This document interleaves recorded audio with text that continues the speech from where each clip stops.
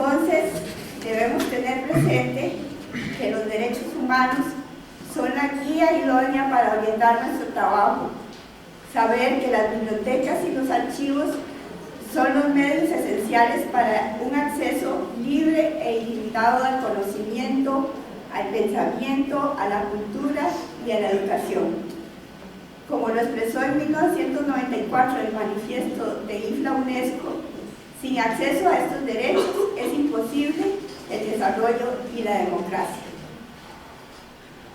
Por eso debemos preguntarnos, ¿formamos a nuestro estudiantado utilizando como eje transversal los derechos humanos? ¿Diseñamos y brindamos servicios de información con enfoque en la comunidad y en sus derechos? ¿Le damos seguimiento y examinamos el desempeño de nuestros profesionales? Estas son las preguntas con las que probablemente hoy iniciaremos esta discusión. Muchísimas gracias y nuevamente bienvenidos.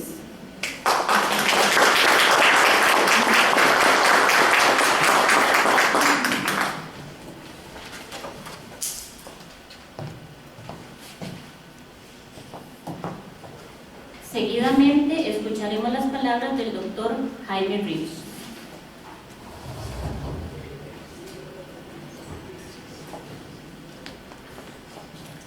Buenos días. Creo que la magnífica bienvenida que nos ha dado la maestra directora de esta escuela es no solo un gesto de cariño, de afecto, con que siempre nos ha atendido, con que siempre nos ha recibido, y que nos muestra también el gran lazo de trabajo y el gran compromiso académico que tiene ella con nuestras escuelas, y sobre todo a partir del trabajo de investigación y docencia que desarrollamos. Ha correspondido a ella dar la bienvenida y creo que ha sido de modo magnífico. A mí más bien me corresponde agradecer a todos y cada uno de ustedes por acompañarnos, agradecer a los colegas que nos acompañan del extranjero para ser parte de esta discusión, agradecer también a los alumnos de la escuela que ahora forman parte de esta comunidad académica y comunidad de diálogo, porque sin duda creo que es uno de los temas más fundamentales que en el mundo bibliotecológico actualmente tenemos que discutir y tenemos que afrontar, y es esta declaración. Quiero decirles en principio que la IFLA, como el organismo internacional más importante que representa y que agrupa a las asociaciones de bibliotecarios e instituciones vinculadas con estas temáticas, es también la voz de los usuarios y la voz de todos los profesionales que estamos comprometidos con esta tarea. Yo represento la Oficina Regional para América Latina, y eso significa que dentro de mis actividades está el promover el conjunto de acciones, de directrices, de perspectivas que la IFLA ha desarrollado en beneficio no solo de las bibliotecas, de los bibliotecarios y de los usuarios, sino que de un modo absolutamente intenso y cada vez de un modo mucho más protagónico, en el sentido más positivo que se le pueda dar al término, es la preocupación por interaccionar con la sociedad, por interaccionar con todos y cada uno de los actores que hagan posible un mundo mejor, dadas las condiciones en las cuales nos encontramos. La idea de convocar a este primer foro, y me da muchísimo gusto y lo aprecio y lo agradezco de nueva cuenta, es poder sentar una perspectiva desde nuestra característica de países latinoamericanos sobre cómo observamos y cómo pensamos que debiéramos asumir esta declaración que la IFLA ha hecho en relación con el desarrollo sostenible y la participación de nuestros bibliotecarios. Es muy importante que nuestros países hermanos, nosotros mismos, logremos establecer una perspectiva sobre cómo vemos que puede ser este futuro deseable, pero sobre todo cobrando conciencia de cuál es nuestra condición, de nuestra realidad, y sobre esa base poder desarrollar e instrumentar diferentes acciones. Normalmente lo que había pasado era que, bueno, se daban las directrices, se hacían las declaraciones de mucho tipo, y yo los invito a que revisen todas las declaraciones que la isla tiene, a cual más de ser documentos fundamentales para su instrumentación y orientación, encierran una perspectiva de valor humano fuera de toda discusión.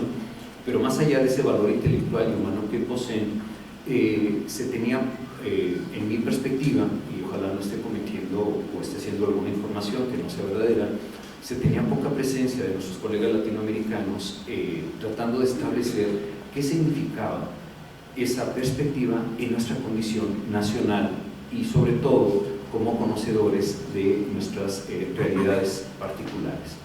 Y entonces, sobre la base de ese entorno, tratar de vislumbrar cómo podemos avanzar en pos de esos escenarios que se nos muestran como ideales, pero sobre todo alcanzables. Decía que me daba muchísimo gusto que la escuela acogiera esta primera discusión porque, dado el lugar estratégico que tiene este país, permitía congregar a nuestros colegas de Centroamérica. Posteriormente tendremos otra discusión en Colombia, otro país hermano que también nos ha abierto sus puertas y también nos convida a seguir esta discusión, y esperamos seguir congregando otras voces de Latinoamérica que nos ayuden a dar y trabajar en pos de esta perspectiva que ahora nos une. Dicho esto, a mí no me queda más que agradecer la solidaridad, el empeño, el gusto, el cariño con que nos han recibido y sobre todo la posibilidad de poder establecer un diálogo que no quede únicamente aquí en esta discusión académica y profesional, sino que nos permita seguir trabajando de modo conjunto en y hacia los objetivos que nos ha establecido esta declaración, de la cual no quiero hablar y abordar nada en este momento porque van a tener todo el día para hacerlos, hasta prácticamente se la aprendan de memoria y después les haremos un examen para ver si se la o no, o bien. Pero lo cierto es que es un documento fundamental sobre el cual vamos a discurrir y poder establecer intercambios de ideas. Nuevamente, muchísimas gracias, maestra Nidia, muchísimas gracias a nuestro conferencista magistral, que me pareció por otro lado un acierto fundamental que nos toque el tema de los derechos humanos, y sobre todo a todos y cada uno de ustedes por acompañarnos en esta mañana. Una hermosa jornada y muchísimas gracias.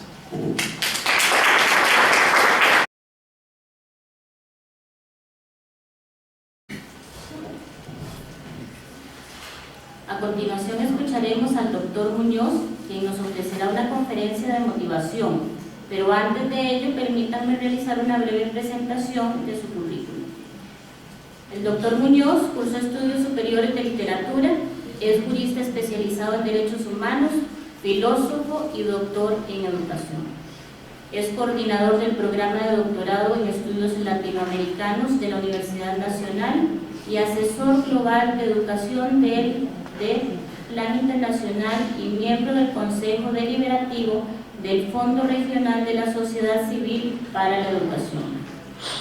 Ha tenido a su cargo las cátedras universitarias de Derechos Humanos, Filosofía del Derecho, Historia del Derecho y Derecho Civil, pero su experiencia en el sector no formal de la educación se ha extendido a la formación y capacitación. Consultor de organizaciones no gubernamentales de nivel global y de varios organismos internacionales. Profesor invitado y conferencista en innumerables actividades académicas y de divulgación en el mundo. Ha sido defensor general de los derechos humanos de Costa Rica y ha integrado delegaciones nacionales ante los principales órganos de derechos humanos del sistema de la ONU. Autor de libros y de muchos artículos publicados en revistas y compilaciones nacionales y extranjeras especializadas en derechos humanos. Doctor, le cedo la palabra.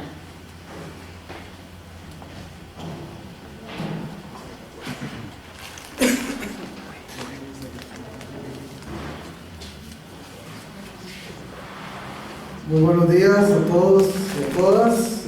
Quisiera empezar dando un saludo especial a mi colega y amiga Máster Nidia Rojas, directora de la Escuela de Bibliotecología, Documentación e Información de la Universidad Nacional, y un saludo de bienvenida al doctor Jaime Ríos Ortega, gerente regional de la IFLA, y por supuesto a los colegas y las colegas que nos visitan de países hermanos y a las profesionales en bibliotecología y documentación de nuestro país que nos honran con su presencia. Para mí es un enorme gusto compartir algunas reflexiones muy breves, porque en realidad hay poco tiempo, sobre el tema de derechos humanos en general y por supuesto sobre algunas puntualizaciones en relación con el tema de la construcción del conocimiento, del acceso al conocimiento como derecho humano fundamental y su vínculo con el derecho a la educación, porque aun cuando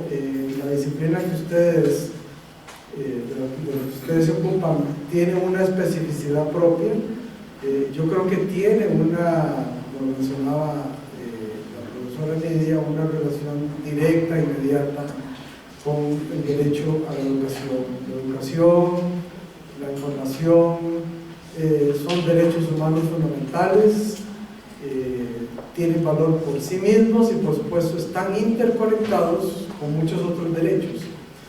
Cuando uno habla de derechos humanos, la primera idea que tiene es vincularlos con normas específicas, con leyes.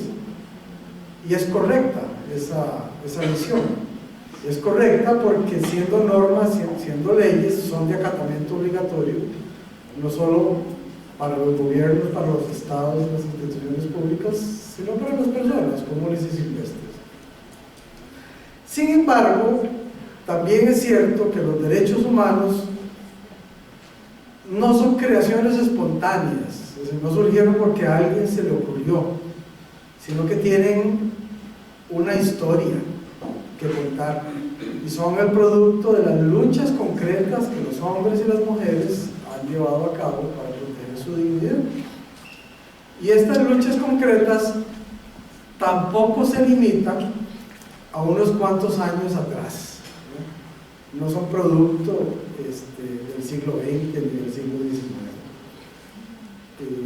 Yo me atrevería que son tan viejos como la humanidad misma y que son tan viejos como la vida misma. Si hacemos un ejercicio de retrospectiva y seguimos para atrás las huellas de la vida sobre la Tierra, las huellas de la vida en el cosmos, no es un horrible agujero negro lo que vamos a encontrar, no es un vacío tenebroso lo que vamos a encontrar allá perdida en la infancia del cosmos. Lo que vamos a encontrar es más bien una historia de interconexión de las partículas, una especie de danza de las luces y las sombras, de los primigenios neutrones y electrones que se interrelacionaban entre sí. Esa interacción completa lo que ha demostrado es que esas partículas primigenias que posteriormente dieron paso a la constitución de organismos, en realidad lo que hicieron fue un aprendizaje de cómo relacionarse. Esas partículas elementales que luego fueron moléculas y luego fueron células y que luego produjeron la constitución de seres complejos, no son otra cosa que la historia de lo que ha servido para sobrevivir. Es una historia de interconexión, de comunicación constante, que además nos obliga a reconocer que todo está interconectado con todo, que somos el resultado de lo que ha servido para desarrollarse y para dar paso a la vida. Esta realidad nos permite entonces comprender que nosotros, seres humanos, nosotras, personas, somos testimonio de una historia de interrelación y de interconexión. Y esta constatación ha llevado a muchos autores, como Humberto Maturana, como Hugo Asman, a afirmar que en realidad los procesos de vida y los procesos de aprendizaje son uno solo. Que no es posible garantizar el derecho a la vida si se le priva a un ser, no necesariamente humano, aprender. Aprender significa entonces una potencia superior de la vida humana y de la vida en general. Privar de la posibilidad de construir conocimiento y de aprender significa no otra cosa que producir la muerte. Por esa razón es que entendemos que el aprendizaje no solamente es un derecho humano, sino que es como una condición cósmica, es como una especie de derecho cósmico que tenemos. Garantizar el aprendizaje garantiza por lo tanto la vida misma. Existe entonces un derecho fundamental al aprendizaje que es tan antiguo como la tierra en la que pisamos, que es tan antigua como la vida misma de todos los seres. Reconocer entonces que los procesos de aprendizaje y los procesos de construcción del conocimiento son derechos humanos no es una banalidad, no es una retórica. Nos permite también comprender por qué entonces las leyes existentes han rescatado el derecho a la educación, el derecho a la información, el derecho al aprendizaje como derechos fundamentales. Existen, por lo tanto, normas positivas que garantizan la información y la educación como derechos humanos. Y la primera característica que tienen estas normas positivas es su universalidad. Es decir, que se tratan de normas, de leyes que no solo tienen un antecedente vital, cósmico, superior, sino que se basan en la necesidad de que estas normas se puedan garantizar a todas las personas independientemente del contexto en el que se encuentren. Pero por supuesto, no solamente se requiere la existencia de normas, sino también de organismos o de mecanismos que garanticen su cumplimiento. Entonces, la universalidad de la validez de las normas debe siempre acompañarse con la universalidad de un régimen o de un mecanismo que las garantice. De otra forma, las normas se vuelven pura retórica. Y hablando de retórica, creo que nuestros países son un buen ejemplo de lo que significa lanzar las campanas al aire y escribir muy bonito sin que se logren cumplimientos efectivos.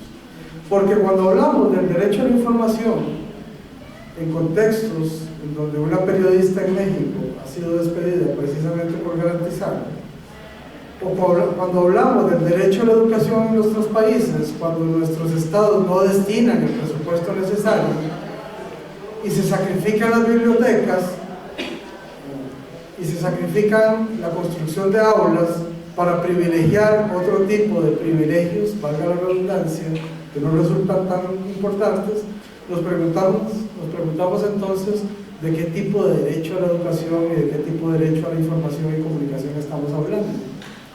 El derecho a la educación es quizás el derecho más universal que existe, incluso más universal que la vida misma. ¿Por qué digo esto? Porque en nuestras constituciones, o en casi todas las constituciones del mundo, el derecho a la educación y el derecho a la información está garantizado. Sin embargo, existen 105 países en el mundo en donde existe la pena de muerte.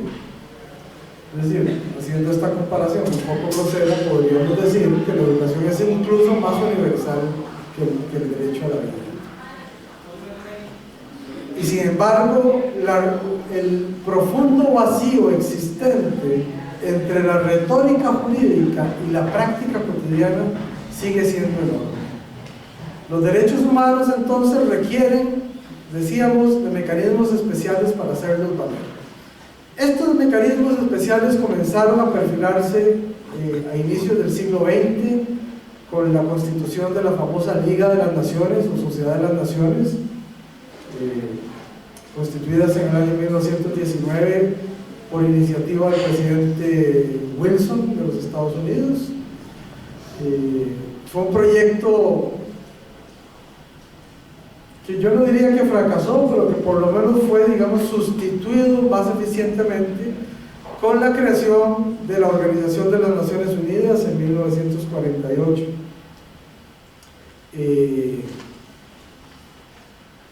que no solamente constituyó el espacio político para garantizar la vigencia de los derechos humanos, sino que además fue el espacio en donde se produjo la emisión de los principales instrumentos del derecho internacional de los derechos humanos, comenzando con la Declaración Universal de Derechos Humanos, producto también del trabajo y del impulso de Eleanor Roosevelt.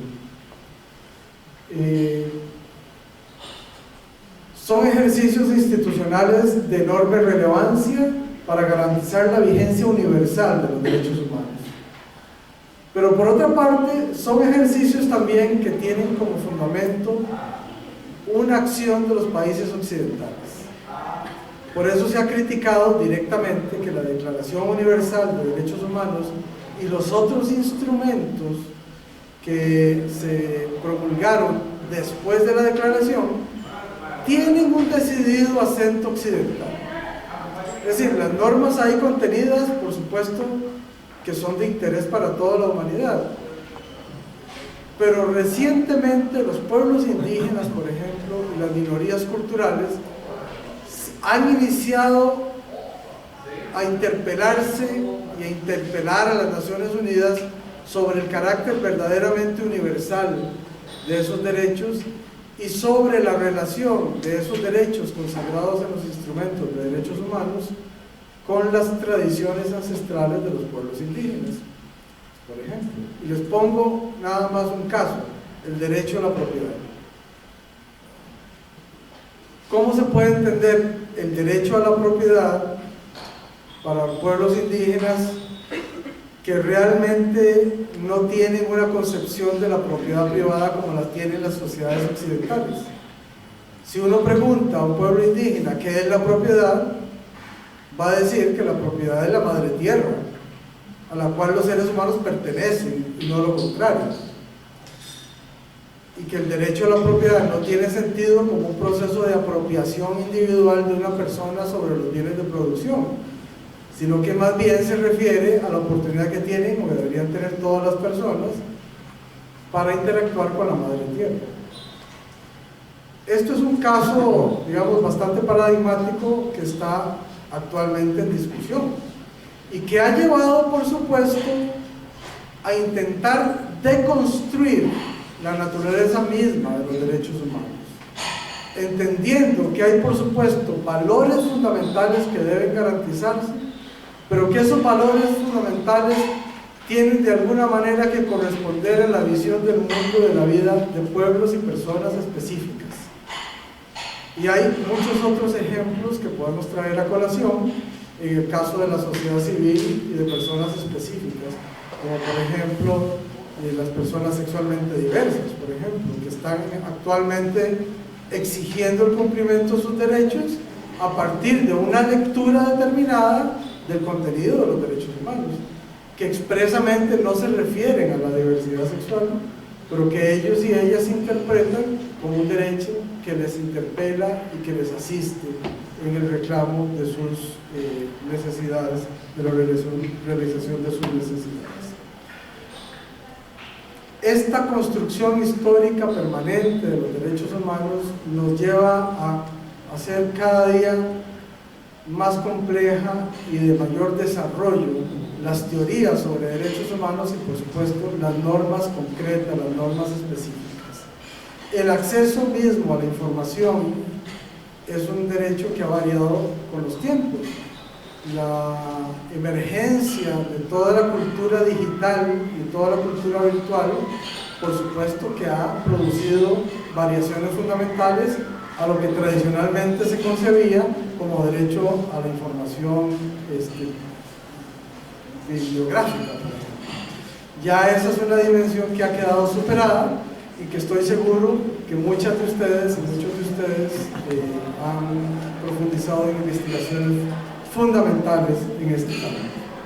De todas maneras, la emergencia de los derechos humanos ha significado tres procesos fundamentales: obligaciones de los estados a respetar esos derechos, obligaciones de los estados a promover y proteger esos derechos y obligaciones de los estados a remediarlos. Esta serie de obligaciones fundamentales que tienen los estados en materia de derechos humanos no son negociables. Es decir, un estado no puede alegar otro tipo de consideraciones ante la existencia de un derecho fundamental que debe proteger. En el caso del derecho a la educación y el derecho a la información, nos encontramos con situaciones a veces dramáticas en las que percibimos que normalmente las poblaciones pobres, las poblaciones más abandonadas, reciben también una educación empobrecida y una educación de tercera o cuarta calidad. Este tipo de situaciones debería corresponder a medidas afirmativas de parte del Estado, medidas de urgencia, para tratar de nivelar una asimetría social, política, económica y cultural que ha prevalecido a través de los tiempos. ¿Qué tipo de educación es la que queremos? ¿Qué tipo de información y de conocimiento es el que deseamos construir? Pues un tipo de educación, de información y de conocimiento que nos permita dignificar la vida humana. ¿Y esto qué significa en sentido práctico? Voy a tratar de simplificarlo con una pequeña historia y con esto voy a terminar. Es una historia que de alguna manera revela cuál es el significado de la información, comunicación y educación que deseamos construir. Se refiere a las Olimpiadas Especiales, que normalmente se realizan inmediatamente después de las Olimpiadas regulares, ¿no? Y es la historia de la carrera de los 400 metros planos.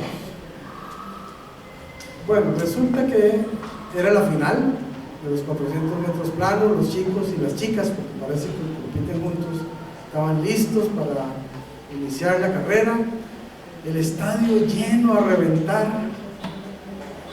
gran nerviosismo en las tribunas y en la pista. El juez da la orden de salida y los chicos se lanzan a correr.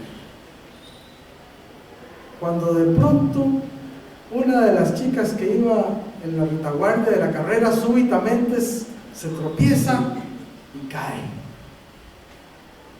Imagínense ustedes el rostro de decepción y de tristeza de esa niña al ver que todo su entrenamiento había valido nada. Imagínense ustedes la tribuna silenciosa observando aquel espectáculo.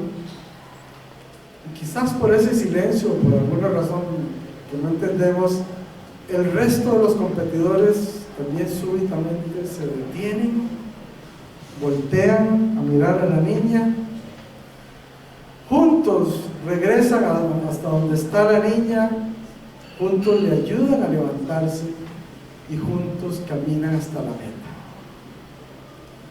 Entonces, esta historia tan bonita, que no sé si es verdad o mentira, pero la verdad no me importa,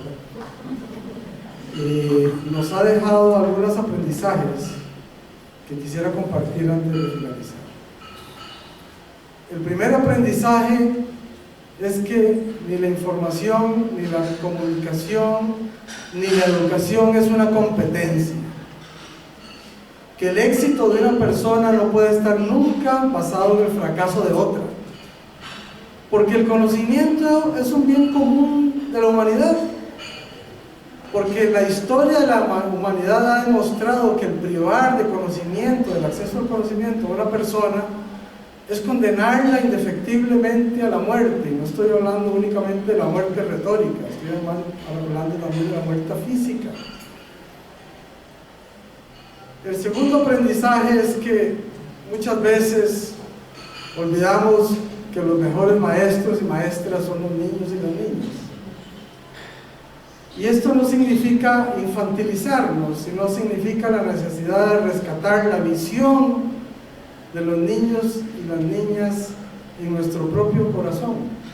Ser como niños, ser como niñas significa entonces la posibilidad de encontrar respuestas nuevas a los problemas que los adultos y las adultas hemos tornado innecesariamente complejos. Y aprender a comunicarnos significa rescatar esa visión renovada, esa visión infantil, en el buen sentido de la palabra, que nos permite construir mejores esperanzas.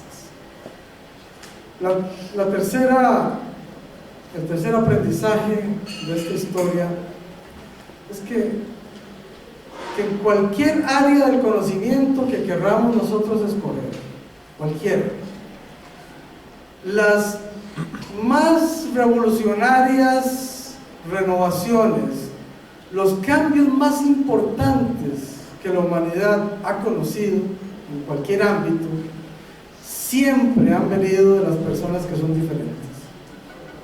Nunca han venido del montón, siempre han venido de los excluidos, de los condenados, de los ridiculizados, de los que tuvieron que aprender enfrentando las mayores dificultades.